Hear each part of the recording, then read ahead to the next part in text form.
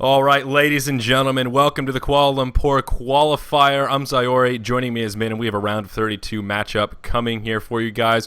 We've got another offline qualifier, I believe, I should have checked the number beforehand. Min, do you know how much cash is on the line for this tournament? Is it 10K or 30K? It's either 10 or 30K RM, and I'm totally blanking. Oh, God, I ruined the introduction. I think it's still 10K. 10K. All right. Well, it's a chunk of money. It's in the thousands. A lot of cash on the line, guys. We got another best of one match coming up. Let's go ahead and get right into it. Like I said, Min is on the line. How are you feeling, my friend? Bright and early at 11 a.m. your time. How are you? Yeah, really fresh and great. So looking forward to today's qualifier. So, well, from the previous qualifiers that I have seen, I really enjoy lots of the matches. Especially the octo finals and the semi-finals. They are really very interesting, and I really enjoy the matches, and I really learned a lot of insight from the great team. So I'm looking forward to learn more from today's qualifier. Yeah, myself as well. So like the other offline tournaments, guys, we will be going through the entire tournament tonight. It is a round of 32 bracket, and every single team is in the LAN Center. And interestingly enough, they're actually at the Orange Internet Cafe, the internet cafe that sponsors Orange Esports. Of course, they have teams in Heroes of Newerth, Dota 2, and probably League of Legends as well, and various other games. Their website had all sorts of great esports stuff all over it. So small world, man, supporting Orange Esports today. Starting us off, though, we do have OGSY on the Legion team facing off against Team CR over here on the Hellborn. Let's go ahead and take a look at the bans. Of course, it is banning pick, guys. I'm sure it will be a surprise to some of you as you filter in, but we're still sticking with banning pick here. Pebbles, Meraxis, Wretched Hag, Tundra, Jereziah, Polywog Priest, Myrmidon, and Fade going to make it into the bans here in our first game of the day. Any thoughts, Min? Yeah, straightforward bans and pretty standardized. Nothing much to say off. So, well, we see the Fate ban, so we might see a Mage ban down here. So, yeah, we'll see about that later. Yeah, certainly right. And really what's jumping out at me here is seeing Behemoth first picked, and also first picked instant ready up here from Supplementary. An interesting choice. We've seen Behemoth a very little bit, man, and I mean, in my mind, he is quite powerful. I mean, what do you think? First pick Behemoth. It just seems a little out of character for our current metagame. Yeah, it's actually quite shocking to me as well. I mean, there's much more heroes like Bubbles, Luna, or even Magmus can be first pick. I mean, they are much better supporters compared to Behemoth. So, Yeah. well, perhaps they don't want to let Behemoth go. It's part of their strategy, and they have a proper lineup to it. So, yeah.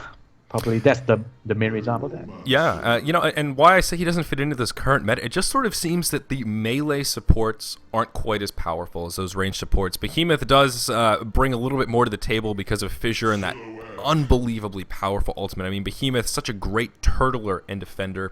It'll be interesting to see how they actually opt to lane him, if he moves into a tri-lane or if he just roams. A lot of different stuff you can do with Behemoth. Now, another interesting pick, we're going to continue to tunnel vision on Team CR over here. Glacius and Gunblade in their second round of picks. Gunblade, of course, just recently entered into the tournament rules, so he hasn't really been around the competitive scene for too long. Maybe it's been 3 weeks now, 2 weeks, something like that. I don't know that I have ever had the privilege of casting a Gunblade match, so this should be quite interesting as well. Yeah, it's really interesting. I would really like to see a Gunblade in competitive scene at least. So, well, Gunblade is actually a strong carry, I can say, because he's fast and his damage is really high if he's sticking to his opponent really closely because of the ladder range. So, but well, of course, there are much better carries outside there compared to Gunblade, but Gunblade is really fast and well, a lot of people doesn't know Gunblade's potential in Horn. So perhaps this team will show us. Yeah, absolutely. And, I would have thought that, a little bit of minus armor action on that ultimate might synergize very nicely with someone like Demented Shaman, who, of course, does a lot of physical damage. They did opt for the Glacius, but Just one of those things that come right in my mind. Gunblade Demented Shaman lane. You heard it here first, guys. It's going to be new meta. It's coming up. But the rest of this Hellborn team rounded off very nicely here. They do have Keeper of the Forest and Emerald Warden to complement their roster. OGSY over here. We've casted OGSY quite a bit, Min, so there are no strangers. It looks like their roster is slightly different. Of course, again, guys, they are in a LAN environment, so that's probably part of the reason why their roster isn't all tagged up and some slightly different names from the other OGSY that we've seen in other events. But they're going to go with Ophelia, Aluna, Pyromancer, Silhouette, and Bubbles for their final roster here. So we're going to get to see Ophelia and Keeper of the Forest, which is interesting because a lot of the Southeast Asian games we've covered in the last couple of weeks have been very low on junglers. It's been astronomically rare to see 2 junglers in one game. So, I don't know. Things are just a little bit different here in Game 1 of the Kuala Lumpur offline qualifier. Yeah, this is definitely an exciting game, and well, they had a Glaciers against an Ophelia, so Ophelia will be having quite a hard time down there, but we'll see, we'll see. A great Ophelia player is really scary, and he pushes really fast, and yeah. Yes, a great that's a great way to put it. A great Ophelia player is very scary. A very high skill cap hero, and man, can she do some damage if you let her get out of control. It'll be sort of interesting to see how these 2 junglers fare. Keeper of the Forest used to be very, very powerful, and they nerfed him ever so long ago. And really the big nerf was on the tree babies that animate forest.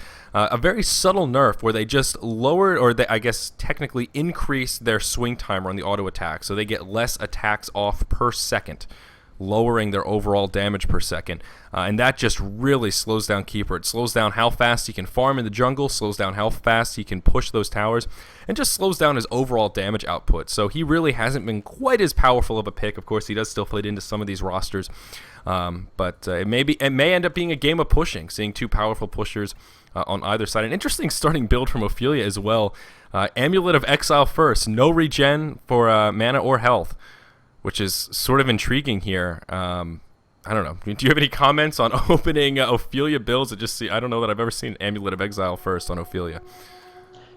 Yeah, normally we only seen this build which those junglers that need mana regeneration because they are rushing for mana ring. That's one. So normally Ophelia does not have any mana issue. So because all he needs is the neutral creep. So he just command the neutral creeps and just control them and run lane from middle to bottom or top. So she herself doesn't need any mana. So we don't normally see Ophelia go for Amulet of Exile. So that's really that really makes me confused a bit. So I'm not really sure.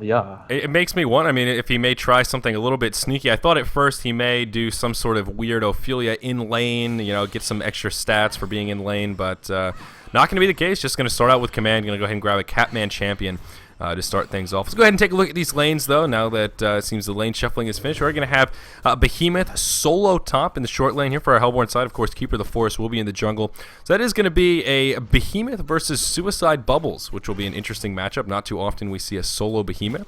I was talking about putting him in a tri-lane in the picking phase, so much different from what I was suggesting.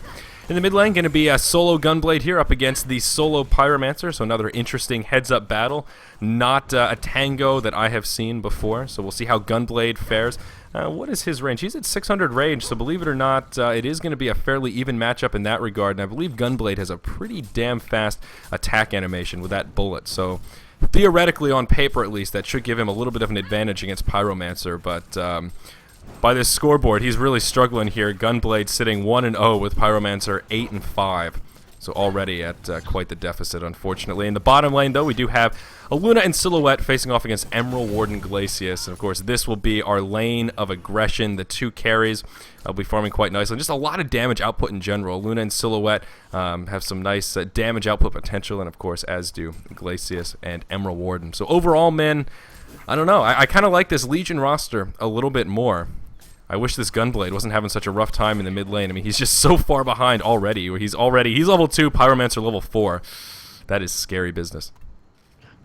So right now, what we see, actually, the Hellborn team sort of losing every lane. So top Behemoth can't farm as well. So looks like Pyromancer is going. Oh, there's action going bottom as well. But I will go for the top one. So Behemoth is in big trouble. Well, the fissure does not hit anything at all. I mean, it's oh my god. So And he did not hit anything. I don't know what is the fissure for. So but he is safe down there nonetheless. And looks like Silhouette just picked up a bloodlust kill at bottom lane with the assist of Luna. So And, that yeah, well done. Yeah. that did not go the way that I expected for either lane. In the bottom, I caught the very tail end of it. Glacius did fall to Silhouette, so that Bloodlust, of course, Silhouette, can't think of a better hero in this game to pick up that bonus gold. So that's great news for OGSY here on the Legion. And, oh yeah, there are the nameplates. Sorry about that, guys. But in the top lane, it was sort of a back-to-back fail. The fissure, as you pointed out, did miss, but Pyromancer just ran back mid. He still had the haste rune on. He could have easily chased down the bootless Behemoth into the jungle and finished him off. I mean, he had a Dragonfire up. Phoenix Wave was coming up in a couple of seconds. I don't know why he just headed back mid. I mean, yeah, Gunblade had a few seconds to free farm, but all in all, I think a kill on Behemoth is a little bit more valuable. I really don't know why he played that so defensively. Yeah, I totally agree with that. He just now Pyromancer could just had this chance to be able to pick off, and there's an engage going at the bottom lane once again. They pick off Glacius. Well played there at the bottom lane by the Legion team. So Luna is in big trouble, but he will be able to escape there.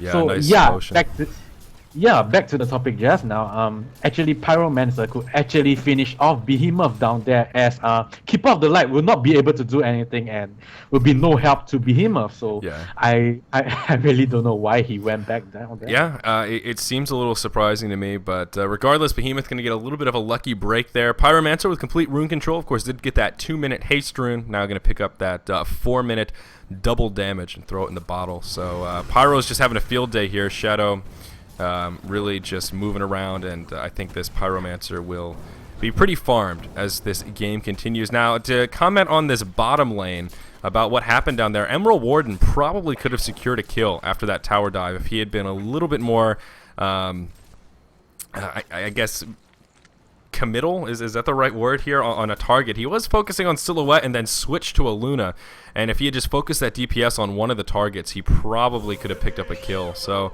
again, just a little bit of sloppy play. This could be a same story, different chapter. Nope, Glacius is going to be able to make it back. They wanted to dive it, but without creeps, probably would have been a little bit of a risky maneuver. Already, though, a huge lead for OGSY, 4K gold and just about 3K experience. Already, that tier 1 in the mid lane going to fall. Pyro with that double damage rune going to be able to take it out, and he's now level 6, so Gunblade going to have to be very careful here, because I think a full Pyro combo may be the end of him.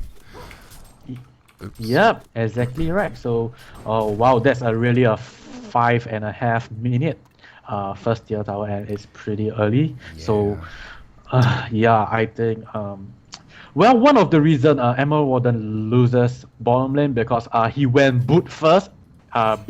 He's the farmer of bottom lane, so actually he should go for more stats items rather than just go for boots first.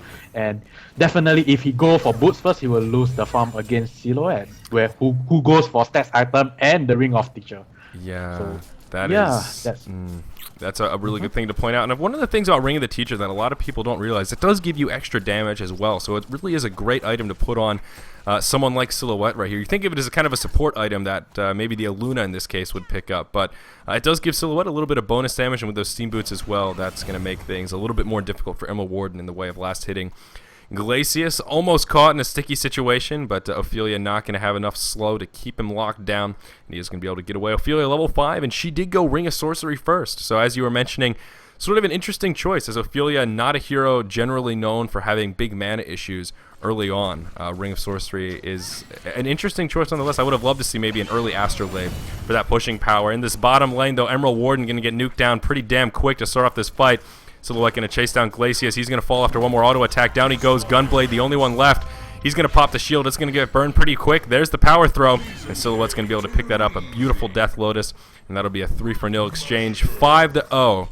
OGSY ahead. Only 7 minutes in. They're dominating in true fashion here, man. Looks like this tier 1 in the bottom lane may very well fall as well. Yeah, definitely it will fall because they had an Ophelia, so yeah, it's really high chance. Yeah, unfortunately, looking like a little bit of a one-sided game here. Of course, OGSY is a team that we've seen quite a bit, as I mentioned, in the picking phase. And they are pretty damn strong, as I see someone pointing out in chat. They're about 1900 2K MMR, so they are not a team to fool around with. A nice deny in that mid-tier 2. Pyromancer almost going down, but unfortunately Gunblade not quite level 6, just isn't going to have the damage to finish him off. So again, with these kind of open tournaments, guys, it is a little bit expected to see some one-sided games. You know, there are some big teams at this LAN and other teams that are sort of just a bunch of local fellas coming out to enjoy some Heroes of Newerth. So we're going to not be too hard on Team CR. Glad to see that they're coming out supporting the local LAN scene nonetheless. But yeah, OGSY looking like they're going to be in good shape here in game number 1. Yeah. So it's really big for OGSY. They already got 4 towers, or no, 3 towers down here. So in 8 minutes in, so it's really huge for them at right now, leading 10k goals. So wow, they are really in good shape. That's all I can say. And Behemoth is really struggling, right? It's really hard, right? And he's in big trouble. Shell Surf and the Power Throw connected by Pyromancer Stun and Dragon Wave will be able to take down Behemoth. Yeah. So yeah, well played there by OGSY, and they are really in good shape right here. Yeah, Keeper though, he is level 6 now, so he does have an ultimate and may be able to make something happen. He's got 1600 gold in the bank as well. Keeper is one of those heroes that generally speaking you'd see go for that Ring of Sorcery a little bit early on, because he does have mana issues. And here, pardon me as I got a hiccup right as the fight starts, but yeah, unfortunately Keeper going to blow that ultimate maybe a little bit too early. Not much damage follow-up, and him and Glacius are going to pay the ultimate price. Double tap going to come out for Bubbles, and they did actually throw down a Ward of Rev as well, just to make sure Keeper was not going to get away. And this is one of the problems with Keeper. He's really fairly useless until that level 6 mark. So if you have a situation like this where you know, you pick a team that doesn't have the strongest laning phase, Keeper really doesn't bring much to the table. Even now at level 6, he's still he doesn't have much DPS, and you need that follow-up to make the ulti work. I don't know, when the Keeper sort of weighing down this team a little bit, I would say. More initiation here. Level 3 Glacius going to fall, Behemoth going to drop equally quickly. Another double tap going to come out for Pyromancer. Yeah, really well played there by Ophelia, using the 2 Minotaurs to do the chain stun down there, and will be able to assist Pyromancer get the double tap. So yeah, really well played down there. And yeah, they already got like the 2nd tier tower from the top lane, and bottom lane will soon fall as well. Select is pushing so hard down there, and yeah, that's yeah, it's they're going to lose all the outer towers here in something like 12 minutes or something like that. I mean, Silhouette is just pounding into this tower. She's got a sustainer already, so buffing up that auto attack damage just a little bit more. And this Silhouette already kind of a scary force. Emerald Warden still sitting level 5, unfortunately. Still got those red boots. Yeah, the boots first, really not the best build on Emerald Warden, unfortunately. Like you said, he was sort of doomed from the start on that front. You're just not going to be able to outlast hit a Silhouette, especially since Silhouette has that great attack animation and that extra damage from the Relentless Salvo. Going to make it a little bit less hard to go toe-to-toe with her. A little bit hard to go toe-to-toe, pardon me. Did see Emerald Warden get taken out down here in the bottom lane shortly after that tier 2 tower does fall as well. And looks like the entire Legion team here, OGSY, going to group up. And 11 and a half minutes in here, they're knocking on the front door of this Hellborn team. And they're going to start poking at this tier 3 tower down here in the bottom lane. Behemoth going to throw a fissure, going to connect. We'll see if Behemoth can get a decent ulti off here. It could, well, help a little bit. Nope, only going to connect with Bubbles. Keeper going to throw the ultimate. Unfortunately, not much follow-up. Perhaps a little bit of a late ulti. And yeah, the Legion team going to be able to pick up a couple of kills. They're just going to go back to pounding on this tower. And I don't know if there's much of a defense here for Team CR, man. Yeah, I don't think they will be able. They might be able to defend one time, but I don't think so. I mean, the Legion team is just dominating the Hellborn team so hard right now, and well, they had an Ophelia, so they had the healing power they need. So it's really hard to push them back, but it's still possible if they really try hard. And right now, it seems that they are just going for their melee barracks and trying to get it down as wow, nice Minotaur Sun down there on Emerald Warden, and he's going down here. There we go. So, wow, 17-0. So, it's pretty a GG game down here. So yeah, this is pretty close to a flawless game. You know, we've seen some pretty one-sided games in the past, but I don't know that we've ever casted a game where one team has literally 0 kills, and they may be able to pick one up onto Bubbles here. Nope, not going to happen. He's going to get dangerously low into the double digits, but he indeed is not going to fall. So, but yeah, this is pretty damn close to a perfect game from OGSY. 18-0, 13-minute barracks in the bottom lane. Pretty impressive. I mean, even though it is one-sided, you can look at the MMRs, say what you will, but to be able to take out a barracks at 12 minutes regardless is, well, it is damn impressive, I think. Yep, it is. So, it's not easy, at least in competitive sense. So, Yep. It's not easy to actually bring down a barracks in 30 minutes mark. So, you actually need to dominate the game as whole, then you push as a team, and you need good teamwork with that. And with that in mind, you need Ophelia at least, because Ophelia had such a good healing ability, the Ophelia's touch as well as the astrolabe. So she constantly keeps her team alive to ensure a single push straight to the barracks. Yep. So yeah, that's right. Yeah, and you know, maybe this was their strategy from the get-go here. When we were talking about that Ring of Sorcery, I mean, someone needs to get it. If you want to have a very aggressive pushing team, you need some of that mana sustain. And paired with the Astrolabe, generally speaking, I like to see the Astrolabe come out first because it allows Ophelia to push so much more easily. But here, maybe that's why she did go for the Ring of Sorcery. And part of the reason I say it is because Bubbles has actually picked up a puzzle box, and that is not an item we see on on Bubbles very frequently at all. Of course, a great item to synergize with a pushing strategy. So I don't know. It looks like OGSY wasn't messing around, man. Maybe they've got some hot dates later tonight. They want to win this tournament as quickly as possible. All in pushing here is what it almost seems like. I mean, by no means do they need that puzzle box to win this game nor to push this base. So an interesting choice. I don't know. Just interesting stuff to point out. We'll see more initiation here. Emerald Warden going to be the first to fall. Silhouette going to hop straight in. Bubble's going to go in as well. There's the Kelp Field. Glacius and Behemoth going to get caught. And Behemoth actually without enough mana to drop the ultimate. And almost going to go down, but does manage to make it back to the well. And yeah, it looks like the mid lane of Rax will fall here.